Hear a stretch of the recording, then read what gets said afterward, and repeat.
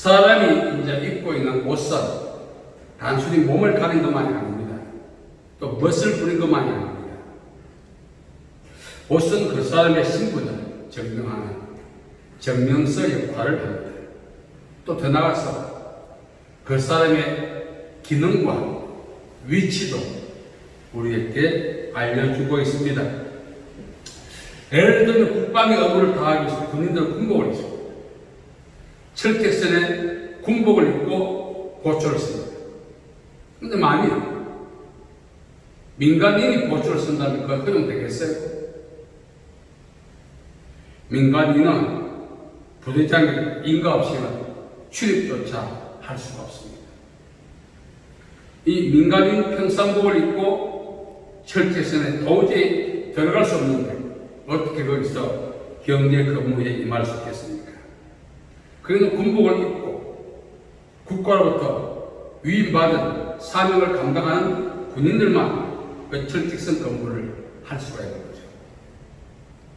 가끔 해외 뉴스를 보면요, 외국인들이 특히 동남아 어떤 기업체의 옷을 입고 있습니다. 중요한 사실은 그 옷을 입고 있다 해서 그 사람이 기업체 직원입니까? 아닙니다. 어쩌다 보니까 그 옷을 입게 된 거예요.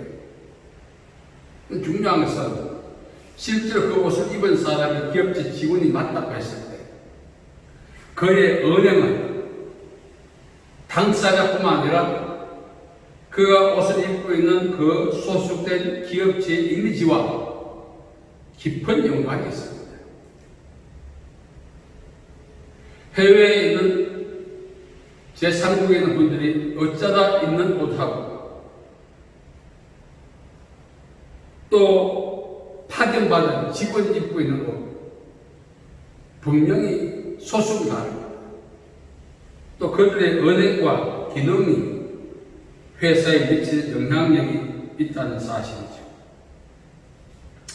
한 개인의 언행에 불과하지만 예를 들어 어떤 기업체 옷을 입고 있고 그 직원이 맞다면 그 직원의 언행은 개인에 그치지 않죠. 회사 이미지에 상당한 영향을 끼친다는 것입니다. 우리 어릴 때 학생들이 이제 교복 자유화가 됐습니다. 저희들 어릴 때 교복을 입고 다녔어요. 또 중요한 것은 그 교복을 입고 다니다가 부실한 행동을 하게 됩니다. 요즘 그러다 난리 나지만 저희를 소식지 어른들이 그렇게 말했어요. 야, 학생이 그렇게 하면 돼? 나무랍니다. 연이었어요. 너희 선생님이 그렇게 가르쳤나? 학생 한 사람의 부실한 행동이 그렇게 지시하지 않는 선생까지 연대 책임을 지는 그는 볼상사나운 일들이 저희 소식에 있었어요. 그래서 교복을 입고는 사람의 이목을 두려워할 줄 알죠. 사람의 이목 앞에서도 마음대로 행동하지 못했습니다. 왜? 나도 책망받고 부모도 요거도 묻고 선생도 요거도 묻고 연대 책임을 질 사람이 얼마나 많았습니까? 그래서 부적절한 행동을 하지 않았다는 거죠. 한 벌의 옷이지만 그 옷을 입고 했던 행동이 발생시키는 그 영향력과 여파가 상당했다는 것입니다. 예를 들어서 어떤 공동체에 소속했다 하십시다. 공동체의 위상에도 영향을 주고 얼마 전에 모처에 있는 메신저 역할을 하는 분이 국민을 상대로 표현하면 잘못했어요. 그래서 서포를 제출했더니 책임자가 만류했다는 그런 내용이 미디어를 통해서 방송된 적이 있습니다. 우리말이 이래탁소라고 하죠. 이래탁소. 고기 한 마리가 그 전체의 분위기를 흐르게 합니다. 만일 우리가 우리 개인이 끝난다면 그래도 도덕적, 윤리적으로 지탄받는 짓은 겁이 합니다. 우리가 어떤 공동체에 소속되어 있을 때는 비록 공동체에서 위임받지 않았지만 우리의 언행이 공동체에 윗상에 영향을 주는 그런 역할을 한다는 거죠. 때로는 우리 한마디가 공동체의 여론을 대변하는 메시지 역할도 할 수 있어요.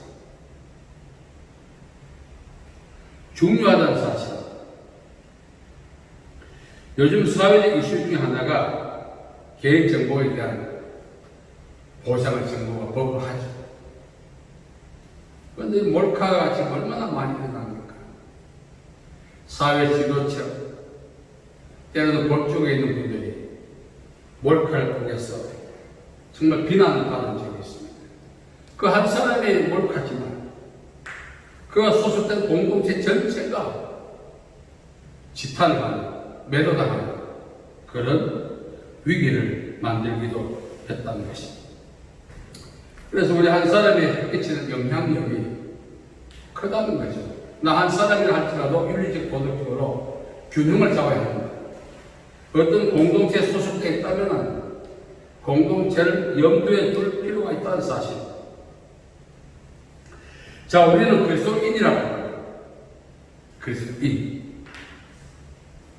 사실 우리가 옷을 입는다는 것은 우리가 섬유나 가죽이나 이런 제품으로 만든 옷도 있지만 가식의 옷이죠.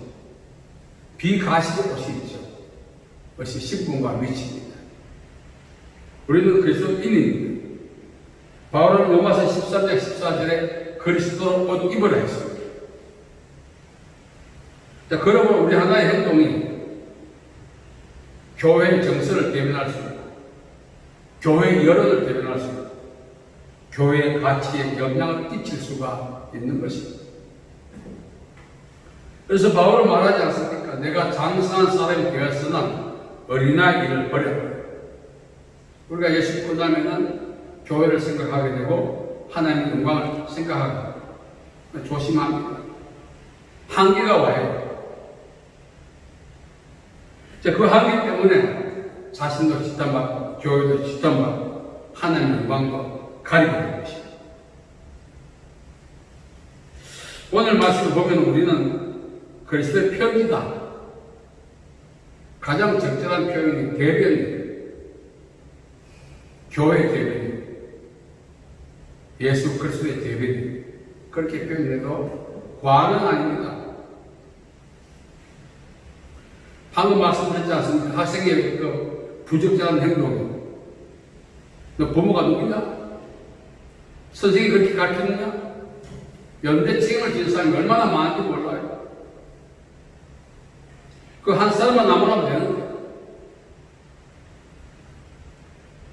대변인 자격이 있으면 그의 역할과 언어가 소속된 공동체의 정서와 여론을 대변합니다.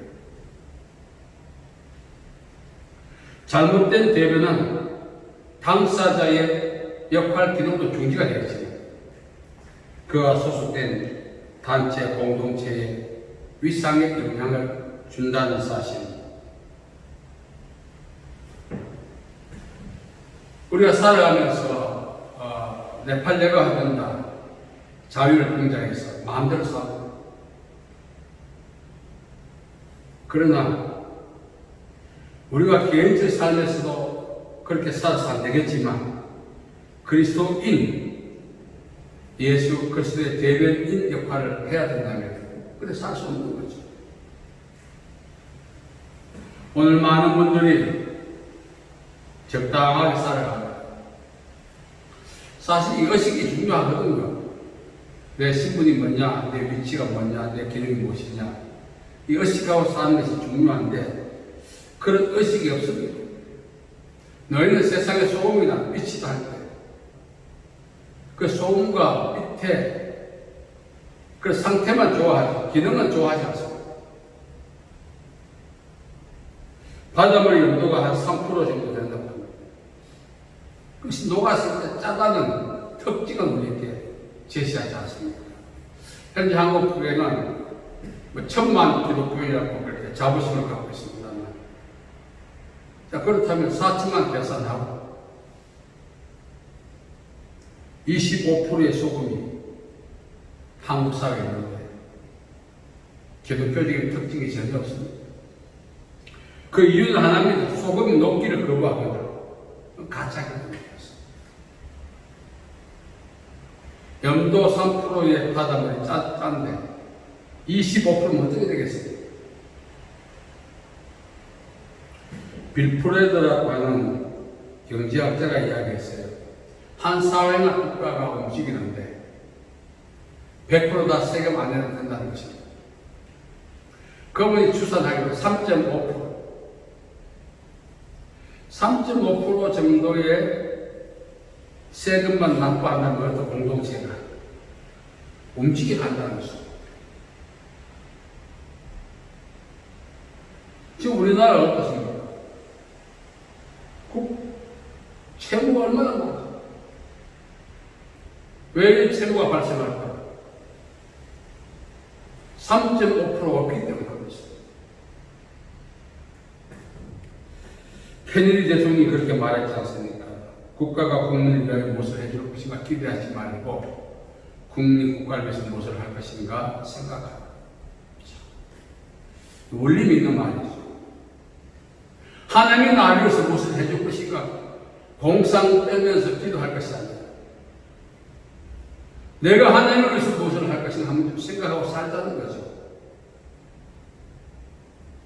대변인이 그 공동체 수장이 명령하지 않는 말을 해버리면 어떻게 되겠어요? 오늘 우리 역시 기독교인이 영적 대변인이라 할 수 있는데 내가 하는 말이 과연 하나님께서 나에게 하라고 하신 말씀입니까? 보증하신 말씀입니까? 마가복음 16장 20절 이렇게 말하는데 제자들이 나가서 두루 전할세 주의 손이 함께하사 그 따르는 표적으로 그 말을 증거해 주시오. 사실은 저도 막말이라고 표현하기 이상합니다만 자기 통제와 제가 안 될 때 막말이 나와요. 그 막말을 대변인 입장에서 한다면 어떻게 되겠어요? 하나님은 막말을 저에게 말씀하지 않았고 그것을 발설하거나 상대에게 대답하지 않았다는 사실이죠. 그렇다면 대변인의 자격이 없는 거죠.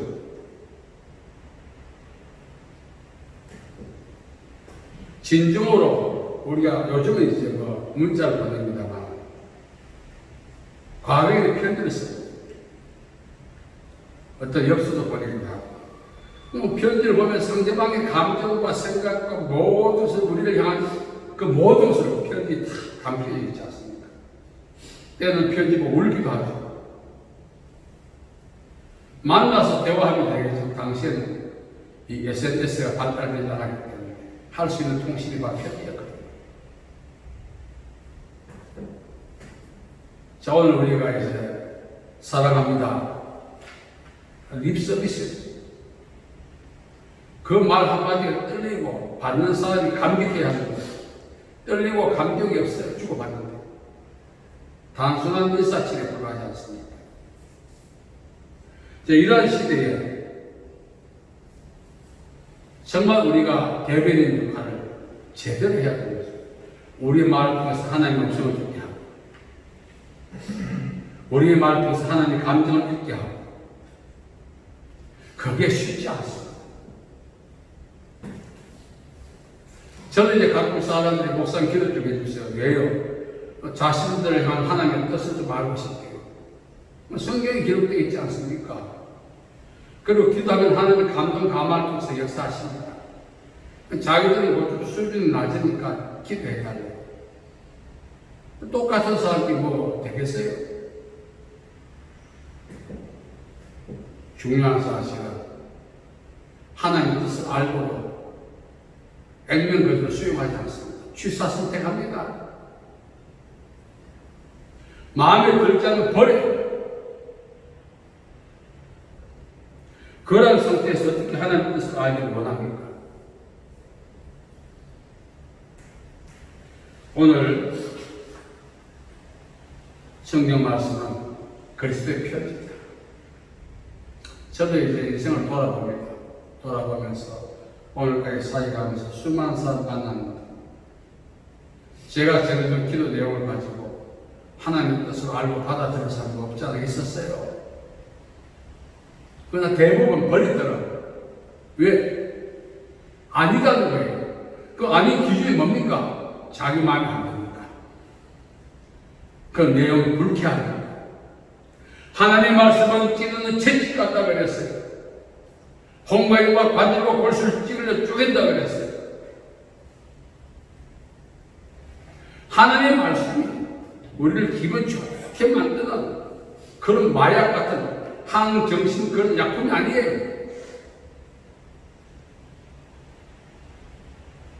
때로는 하나님을 질투하기도 하시고 책망도 하시고 때로는 위로도 하시는 거죠.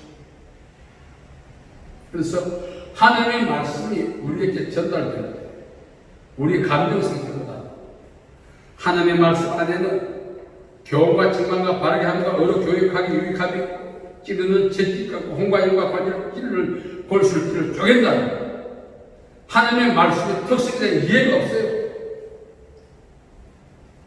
기도 받을 때마다 방금 말씀드린 항정신의약품처럼 마약처럼 자기를 기분 좋게 해주면 아멘 합니다.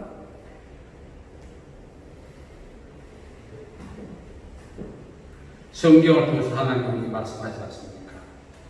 이 보면은 하나님 사랑하는 이스라엘 백성을 책망도 하시고 징계도 하시고 심판도 하시고 하나님의 말씀에 대한 특성을 이해한다면 책망을 하시다가 기쁨으로 받을 수 있어요. 예를 들어 누가 기도해 주지 않아도 상당한 가운데 질타할 때 그 질타가 하나님으로부터 왔다는 사실이 믿어진다면 그걸 받아들이는 거예요.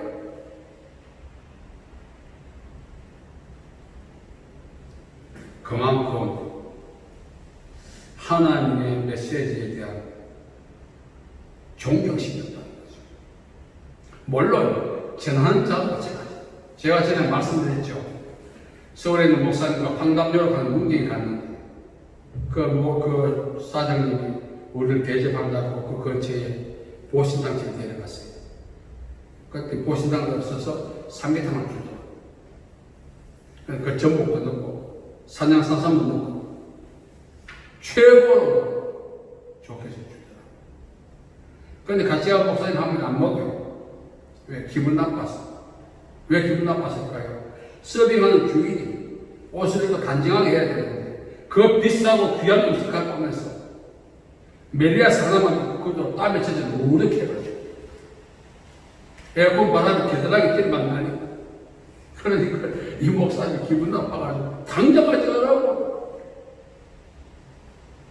가서 사포를 버려갖고 모욕하고 다시 가져가라고 자 무안했습니다. 그런데 그분이 들고 가더라고요. 싸우는 소리가 들리더라고요. 한 20분이 가져가서 다시 해봤어요. 아까 정말 죄송했어요. 오늘 정말 큰 거 배웠어요. 거기서 저도 하나님 소리 들었죠. 귀한 음식, 생명의 양식을 성도들께 공급하면서 그 식당 주인처럼 성도들 식상하게 하지 않았을까 생각해보니까 식상하게 하게 너무 많았어요. 하나님의 말씀을 말씀답게 전하고 있는 메시지의 태도와 자세도 중요한데 그러지 못했던 거죠. 얼마나 부끄러운지. 그 주인 안 걸릴 게 아니에요. 저는 저희 책망을 받았어요.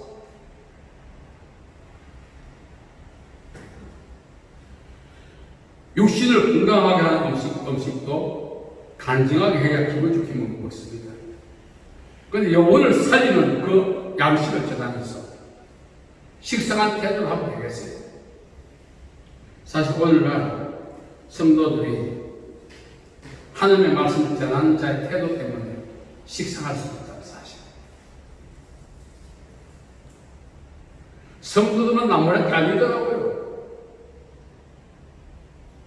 전하는 자와 받는 자가 아멘해서 하나님께 영광을 돌리는 전하는 자의 내용도 중요하지만 태도도 중요하고 받는 자의 태도도 중요하다는 거죠. 영혼에 영향을 끼치는 이 귀한 말씀을 하나님 오늘 우리에게 허락하셨다는 사실, 이것을 전할 수 있는 자부심, 그것을 받을 수 있는 감격, 이것들이 어우러져야 돼, 역사에. 그렇지 않다는 것입니다. 세상 사람 우리가 그리스도 편지가 되고 대변인이 될 때 식상한 태도를 하면 되겠어요? 불쾌한 태도를 하면 되겠어요? 저는 이제 가끔 대변인들이 나와서 이렇게 전하는 내용을 듣습니다. 들을 때 그 사람의 태도를 어떤 분은 넥타이도 안 메고 나오더라고요. 불쾌하더라고요. 단정하게 넥타이 메고 나오는 사람도 있는데 안 메고 나왔어.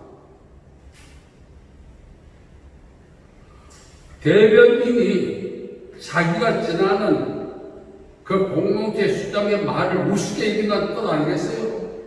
아무리 자유를 경제하지만 그 가치를 증명하려면 자기도 넥타이 메고 나와야 되지 않겠어요? 그렇지 않더라고요. 우리가 그리스도의 편지라면 세상 사람한테 첫째 지탄 안 받아야 되고, 말을 전할 때 자유를 빙자해서 불쾌하게 하면 안 된다는 것이죠. 제가 이제 평택에서 목회할 때 있었습니다. 여름에도 이렇게 옷을 입고 넥타이 메고 있으니까 목사님 옷 좀 벗었어요? 안 배웠어요? 그럽니다. 그래도 안 벗었습니다. 하루는 이 옷을 입고 지나가니까 누가 불러요. 근데 저 가게 앉아있는 주인이 불러. 저도 모르는 사람. 왜요? 했고, 거기 내가 보니까 내가 더우니까 다시 옷 좀 벗고 다녔어. 그러는 거예요. 자기가 떴다. 정말. 그래도 제가 넥타이 메고 다녔어요.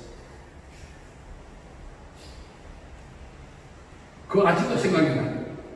보는 사람 덥게 하지 마세요. 여러분, 우리가 복음을 전가할 때에 정말 이 전한 복음의 가치를 내가 스스로 인식하고 있다면 전하는 태도나 자세가 흩어지지 못해야 되겠습니다. 너무 자유분방해요. 잡담하듯이 해서 되겠습니까? 가치가 없죠. 그래서 여러분, 오늘 바울이 말합니다. 편지라고 해서 설명은 많이 들기 힘들지만 최고의 가치 있는 내용입니다. 선장사상 전복들과 그거 성경하고 비교할 수가 없어요. 그건 한 번 보고 또 배고프지만 정말 하나님의 말씀을 한 번 먹고 나면 영생하도록 솟아나는 생물이 된다고 했어요. 한 번에 탁 꽂히게 했어요. 그래서 우리가 그리스도의 가운 삶을 살아갈 때 우리가 전하는 말에도 영향력이 있다. 그걸 말씀드리고 하는 것입니다. 많은 분들이 니나 똑똑입니다. 옛날에 그랬습니다. 차라리 내 주먹을 믿으라. 농담 삼아 했던 말들이 있습니다. 기분 나빴습니다. 그러나 곱씹어 본다면 왜 그렇게 말했을까? 세상 사람들과 대화하고 상담할 때 우리말로 영양가 있는 말을 해서 기분 좋게 하고 정신을 살리는, 생명을 살리는 말을 증가하는 대변인들이 잡담하듯이 해석되겠습니까? 저는 가끔 이제 TTS나 뭐 이런 기독교 방송 잡지 안 봅니다. 물론 그 중에는 신실하게 전하는 사람도 있지만 잡담하는 것 같아요. 죄송해요. 하나님의 말씀을 정말 생명력 있게 전한다면 하나님 그 사람 말에 보증해 주셔서 듣는 자를 감화시키고 병을 낫게 해주시고 삶의 질을 새롭게 하시는 역사를 함께 일으켜 주시는 것입니다. 저와 여러분이 이제 하나님의 말씀을 전하는 대외적 입장에서 먼저 전하고자 하는 사람이 지탄받는 일이 없도록 하고 전할 때 정말 주의 손이 함께해서 전함으로써 생명을 살리는 그런 저와 여러분 되기를 간절히 바랍니다. 살아계신 아버지 하나님, 은혜와 자비와 사랑을 감사합니다. 주께서 우리에게 주시는 귀한 말씀을 기억하고 남은 생을 복음에 합당하게 살아서 우리가 전하는 복음의 능력이 경청자에게서 나타날 수 있도록 복 내려 주옵소서. 예수님의 이름으로 기도하옵나이다. 아멘.